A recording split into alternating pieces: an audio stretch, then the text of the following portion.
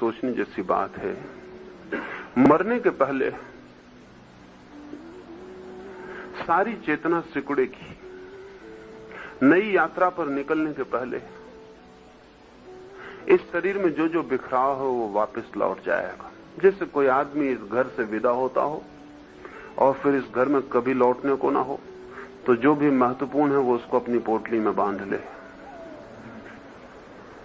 इस घर में फैलाव था जब रह रहा था, एक एक कमरे में चीजें फैली थी, बाथरूम से लेकर बैठक खाने तक फैलाव था।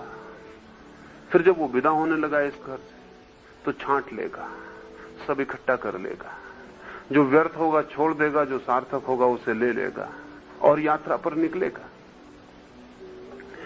ये यात्रा जैसे हम एक जीवन को छोड़ते हैं, एक शरीर को छोड़ते हैं और दूसरे जीवन में प्रवेश करते हैं और दूसरे शरीर की यात्रा पर निकलते हैं, वैसे ही हमारी चेतना ने जो जो इस शरीर में फैला के रखा था उसको वापस लौट आएगी। बीज बनेगी, फिर से एक्चुअल बन गई थी, अब फिर पोटेंशियल बनेगी, क्योंकि अब नए शरीर में बीज की तरह प्रवेश होगा। जैसे कोई वृक्ष मरता है तो फिर बीज छोड़ जाता है, ऐसे ही जब एक शरीर मरता है तो भी बीज छोड़ जाता है। जिसको हम वीरी कण कहते हैं या रज कण कहते हैं, वो शरीर के मरते वक्त छोड़े गए बीज, मरने के पहले छोड़े गए बीज, मरने की अपेक्षा में छोड़े गए बीज। एक शरीर अपने बीज छोड़ जाता है। वीर्य कण जो है, उस कण में तुम्हारे शरीर की पूरी प्रतिमूर्ति है, तुम्हारे शरीर का पूरा बिल्ट इन प्रोग्राम है। उस छोटे से बीज को वो छोड़ जाता, क्योंकि ये शरीर तो विदा होने के करीब है। शरीर भी बीज छोड़ता है, ये एक स्तर पर होता है। चेतना अपने बीज को इकट्ठा करती और किसी शरीर के बीज में प्रवेश करेगी। सब यात्रा बीज से शुरू होती है और सब यात्रा बीज पर अंत होती। ध्यान रहे, जो प्रारंभ है वही अंत है, जो बिगनिंग है वही एंड है। जहां से यात्रा शुरू होगी वहीं यात्रा का व्रत पूरा होगा। एक बीज से हम शुरू होते हैं और एक बीज पर हम पुनः अंत हो जाते हैं। वो जो चेतना मरते वक्त अपने को सिकोड़ लेगी, बीज बनेगी, वो किस केंद्र पर इकट्ठी होगी? जिस केंद्र पर आप जिए थे, जो आपके जीने का सर्वाधिक मूल्यवान केंद्र था, वहीं इकट्ठी हो जाएगी। क्योंकि जहां आप जिए थे वही केंद्र सक्रिय है। जहां आप जिए थे, कहना चाहिए, वही आपके जीवन का प्राण है। अगर एक आदमी का सारा जीवन सेक्स से ही भरा हुआ जीवन था, उसके पार उसने कुछ भी नहीं जाना, कुछ भी नहीं जिया, अगर धन भी इकट्ठा किया तो भी काम के लिए, यौन के लिए, अगर पद भी पाना चाहा तो काम के लिए, यौन के लिए, स्वास्थ्य भी पाना चाहा तो काम और यौन के लिए, अगर उसकी जिंदगी का सबसे बहुल एम्फेटिक केंद्र सेक्स था, तो सेक्स के केंद्र पर ही ऊर्जा इकट्ठी हो जाएगी और उसकी यात्रा फिर वहीं से होगी। क्यों? क्योंकि अगला जन्म भी उसकी सेक्स की केंद्र की ही यात्रा की कंटिन्यूटी होगा, उसका सातत्य होगा। तो वो व्यक्ति सेक्स के केंद्र पर इकट्ठा हो जाएगा और उसके प्राण का जो अंत है वो सेक्स के केंद्र से ही होगा। उसके प्राण जननेंद्रिय से ही बाहर निकलेंगे। अगर वो व्यक्ति दूसरे किसी केंद्र पर जिया था तो उस केंद्र पर इकट्ठा होगा। यानी जिस केंद्र पर हमारा जीवन घूमा था, उसी केंद्र से हम विदा होंगे। जहां हम जिए थे वहीं से हम मरेंगे। इसलिए कोई योगी आज्ञा चक्र से विदा हो सकता, कोई प्रेमी हृदय चक्र से विदा हो सकता, कोई परम ज्ञान को उपलब्ध व्यक्ति सहस्त्रार्थ से विदा होगा, उसका कपाल फूट जाएगा, वहां से विदा होगा। हम कहां से विदा होंगे, ये हमारे जीवन का पूरा सारभूत सबूत होगा। और इस सब के सूत्र खोज लिए गए थे कि मरे हुए आदमी को देख के कहा जा सकता है कि वो कहां से विदा हुआ। इस सब के सूत्र खोज लिए गए थे। मरे हुए आदमी को देख के, उसकी लाश को देख के कहा जा सकता है कि वो कहां से निकला, किस द्वार का उपयोग किया उसने बहिर्गमन के लिए। ये सब चक्र द्वार भी हैं, ये प्रवेश के द्वार भी हैं, ये विदा होने के द्वार भी, और जो जिस द्वार से निकलेगा उसी द्वार से प्रवेश करेगा। एक मां के पेट में वो जो नया अणु बनेगा, उस अणु में आत्मा उसी द्वार से प्रवेश करेगी जिस द्वार से वो पिछले द्वार से निकली थी। वो उसी द्वार को पहचानती है, और इसलिए मां बाप का चित्त और उनकी चेतना की दशा संभोग के क्षण में निर्णायक होगी कि कौन सी आत्मा वहां प्रवेश करे, क्योंकि मां बाप की चेतना संभोग के क्षण में जिस केंद्र के निकट होगी, उसी केंद्र को प्रवेश करने वाली चेतना उस गर्भ को ग्रहण कर सकेगी, नहीं तो नहीं कर सकेगी। अगर दो योगस्थ व्यक्ति बिना किसी संभोग की कामना के सिर्फ किसी आत्मा को जन्म देने के लिए प्रयोग कर रहे हैं, तो वे ऊंचे से ऊंचे चक्रों का प्रयोग कर सकते हैं। इसलिए अच्छी आत्माओं को जन्म लेने के लिए बड़े दिन तक प्रतीक्षा करनी पड़ती, क्योंकि अच्छा गर्भ मिलना चाहिए। बहुत कठिनाई हो जाती है कि उन्हें ठीक गर्भ मिल सके। इसलिए बहुत सी अच्छी आत्माएं सैकड़ों सैकड़ों वर्षों तक दोबारा जन्म नहीं ले पाती। बहुत सी बुरी आत्माओं को बड़ी कठिनाई हो जाती, क्योंकि उनके लिए भी सामान्य गर्भ काम नहीं करता। साधारण आत्माएं तत्काल जन्म ले लेती हैं, इधर मरी उधर जन्म हुआ, उसमें ज्यादा देर नहीं लगती, क्योंकि उनके योग बहुत गर्भ उपलब्ध होते हैं सारी पृथ्वी पर।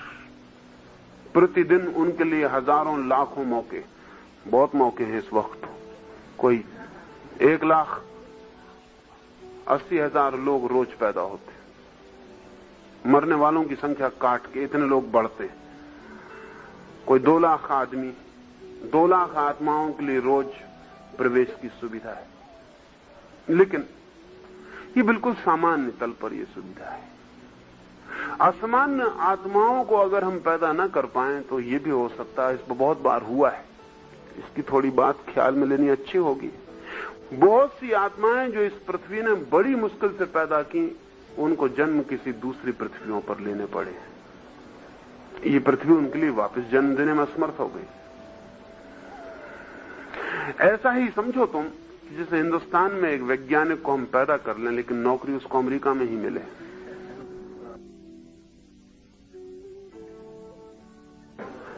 पैदा हम करें, मिट्टी भोजन पानी हम दें, जिंदगी हम दें, लेकिन हम उसे कोई जगह ना दे पाए उसके जीवन के लिए, उसको जगह लेनी पड़े अमेरिका में। आज सारी दुनिया के अधिकतम वैज्ञानिक अमेरिका में इकट्ठे हो गए, हो ही जाएंगे। एक मिनट। ऐसे ही इस पृथ्वी पर जिन आत्माओं को हम तैयार तो कर लेते हैं, लेकिन दोबारा जन्म देने के लिए गर्भ नहीं दे पाते, उनको स्वभावतः दूसरे ग्रहों पर खोज करनी पड़ती। हाँ, क्या कहते हैं? मैं कह रहा था कि यदि हमारे में प्रतिभा है, वैज्ञानिक पैदा कर सकें, तो फिर उसे नौकरी देने की भी प्रतिभा होगी ही तब। नहीं, ये जरूरी नहीं है। कठिनाई क्या है? कठिनाई क्या है कि एक वैज्ञानिक पैदा करना बहुत सी बातों पर निर्भर है, और एक वैज्ञानिक को नौकरी देना और दूसरी बहुत सी बातों पर निर्भर है। एक वैज्ञानिक को पैदा करना तो एक वैज्ञानिक आत्मा की पिछली यात्राओं पर निर्भर है, और 2 व्यक्तियों के बीच जो संभोग का क्षण है, अगर वो क्षण ऐसा है उस व्यक्ति को बुद्धि के द्वार से प्रवेश मिल जाए तो उसे वो प्रवेश मिल जाएगा, वो पैदा भी हो जाएगा। लेकिन एक वैज्ञानिक को नौकरी देना पूरी समाज की व्यवस्था पर निर्भर है कि इस वैज्ञानिक को अमेरिका में 10,000 मिल सकते हैं, हिंदुस्तान में 1,000 मिलेंगे, और फिर इस वैज्ञानिक को अमेरिका में एक लेबोरेटरी मिल सकती है जो हिंदुस्तान में अभी 1000 वर्ष रुकना पड़ेगा तब मिलेगी, और अमेरिका में इसकी शोध होगी तो वो सरकारी दफ्तरों में पड़ी हुई सड़ नहीं जाएगी, उसको नोबेल प्राइज मिल जाएगी। यहां अगर वो शोध करेगा तो उसका ऊपर का ऑफिसर ही उसको दबा कर बैठ जाएगा, उसको कभी निकलने नहीं देगा, और निकलेगी कभी तो हो सकता है वो नेता के नाम से निकले, ऑफिसर के नाम से निकले, उसके नाम से कभी उसकी शोध का पता ही ना चले। ये 1000 बातों पर निर्भर करेगा। तो जिन व्यक्तियों को हम इस पृथ्वी पर पैदा करते हैं, बहुत से व्यक्तियों को दूसरे ग्रहों पर जन्म लेना पड़ता है। असल में इस पृथ्वी तक दूसरे ग्रहों की खबर लाने वाले लोग भी मूलतः किन्हीं दूसरे ग्रहों से आए थे। ये तो आज वैज्ञानिक को ख्याल आया है कि कोई 50,000 ग्रह हैं जिन पर जीवन होगा, लेकिन योगी को यह ख्याल बहुत प्राचीन है। योगी के पास कोई उपाय न था कि वो पता लगाए कि और ग्रहों पर कोई होगा। एक ही उपाय था कि ऐसी कुछ आत्माएं जो दूसरे ग्रहों से यहां पैदा हुई, वो खबर ले आई थी, या इस ग्रह की खबर भी दूसरे ग्रहों पर ले जाने वाली दूसरी ही आत्माएं।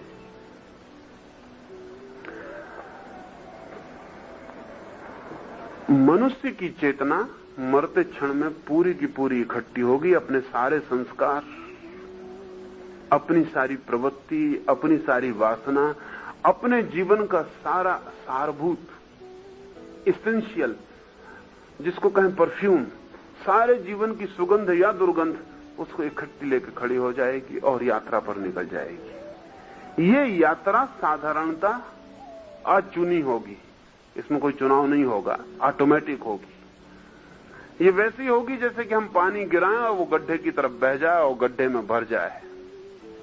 साधारणता ये ऐसे ही होगा कि एक गर्भ एक गड्ढे का काम करेगा और एक चेतना उपलब्ध होगी निकट और वो प्रवेश कर जाएगी। इसलिए आमतौर से एक आदमी ज्यादातर अपने ही समाज, अपने ही देश में पैदा होता रहता है। बहुत कम परिवर्तन होते हैं। परिवर्तन तभी होते हैं जबकि गर्भ नहीं मिलता।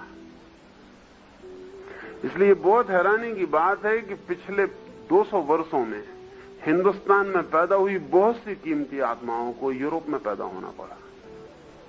जैसे एनी बेसेंट हो, या ब्लेवेटस्की हो, या लीडबेटर हो, या अल्काट हो, ये सारे की सारी भारत की आत्माएं हैं, लेकिन उनको पैदा होना पड़ा यूरोप में। जैसा लोबसांग रेम्पा है, वो तिब्बतन आत्मा है लेकिन पैदा हुई यूरोप में। इसके कारण हो गए क्योंकि पैदा जहां हुई थी वहां फिर गर्भ नहीं मिल सका और गर्भ उसे कहीं और खोजना पड़ा। अन्यथा साधारण व्यक्ति तो तत्काल पैदा हो जाता। वो ऐसे ही जैसे कि इस मोहल्ले से आप ये घर छोड़ें तो पहले आप इसी मोहल्ले में घर खोजें, स्वभाव होता है। और यहां ना मिले तब कहीं आप दूसरे मोहल्ले में घर खोजने जाएं, और बंबई में ना मिले तब आप सबर्ब में जाएं, और सबर्ब में भी ना मिले तब फिर कहीं आगे निकले। लेकिन अगर मिल जाए तो बात खत्म हो गई।